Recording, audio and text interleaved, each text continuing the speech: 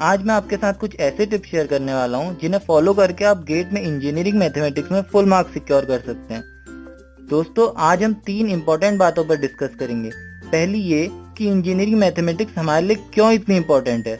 दूसरी ये कि इंजीनियरिंग मैथमेटिक्स के ऐसे कौन से टॉपिक्स हैं जो 90% वेटेज कैरी करते हैं। और तीसरी ये कि इंजीनियरिंग मैथमेटिक्स को प्रिपेयर करने की हमारी क्या स्ट्रेटेजी होनी चाहिए।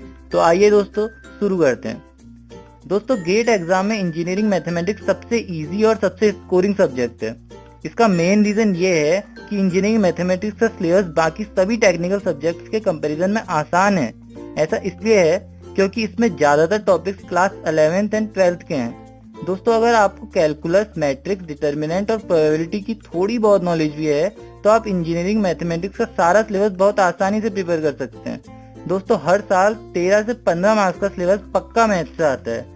इसलिए अगर आप मैथ्स को छोड़कर किसी और टेक्निकल सब्जेक्ट को 3 से 4 मंथ तक प्रिपेयर करते हो तब भी आप गारंटी नहीं दे सकते कि आप गेट एग्जाम में उस पर्टिकुलर सब्जेक्ट में 90% टू 100% मार्क्स स्कोर कर लोगे। लेकिन अगर आप 30 दिन तक रोज 1 घंटा भी मैथमेटिक्स में स्पेंड कर लो तो आप गेट में इंजीनियरिंग मैथमेटिक्स के 90% से ज्यादा सवाल आसानी से सॉल्व कर सकते हो। दोस्तों, गेट में हर सब्जेक्ट में अलग से पास नहीं होना पड़ता। इसलिए अगर आपके पास कम समय है तो आप इंजीनियरिंग मैथमेटिक्स के साथ साथ 3 से 4 टेक्निकल सब्जेक्ट प्रिपेयर करके भी कम समय में अच्छा गेट स्कोर ला सकते हो।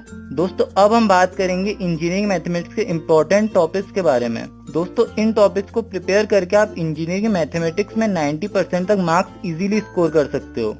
दोस्तों, सबसे पहला टॉपिक है प्रोबेबिलिटी। दोस्तों, ये गेट पॉइंट ऑफ व्यू से सबसे इम्पोर्टेंट टॉपिक है क्योंकि इसमें से कभी कभी एप्टीट्यूड में भी क्वेश्चन पूछ लिया जाता है। प्रोबेबिलिटी के सबसे इंपॉर्टेंट टॉपिक्स हैं conditional probability, bias theorem, number of selections and uniform and normal distribution.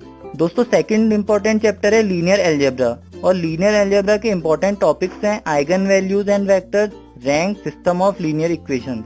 दोस्तों, थर्ड इंपॉर्टेंट चैप्टर है कैलकुलस और कैलकुलस के इंपॉर्टेंट टॉपिक्स हैं लिमिट, जिसको हमें एल हॉस्पिटल्स रूल की हेल्प से सॉल्व करना होता है, मल्टीपल इंटीग्रल और मैक्सिमा एंड मिनिमा। दोस्तों, ये 3 topic mechanical, civil and CS branch के लिए बहुत इंपॉर्टेंट है। और दोस्तों, ग्रेडियंट, कर्ल एंड डाइवर्जेंस, ये तीनों topic EC and electrical branch के लिए बहुत ज्यादा इंपॉर्टेंट है। दोस्तों, इंजीनियरिंग मैथमेटिक्स का 4th चैप्टर है कॉम्प्लेक्स एनालिसिस और इसमें जो इंपॉर्टेंट टॉपिक्स हैं वो है analytic functions and Cauchy-Riemann equation. दोस्तों, कॉम्प्लेक्स एनालिसिस सीएस ब्रांच और सिविल इंजीनियरिंग ब्रांच में नहीं आती है।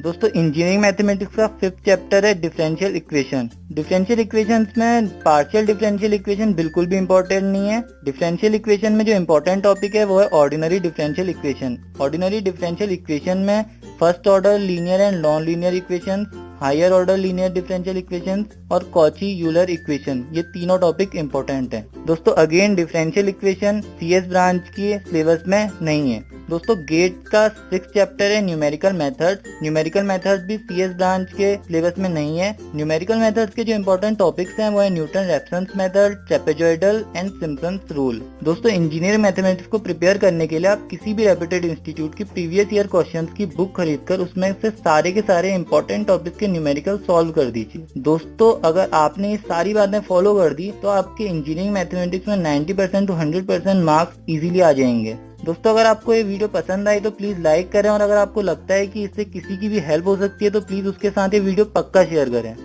दोस्तों, अगली वीडियो में हम गेट में एप्टीट्यूड में फुल मार्क्स लाने के स्मार्ट वेज पर डिस्कस करेंगे। इसलिए अपडेटेड रहने के लिए चैनल को सब्सक्राइब करना ना भूलें।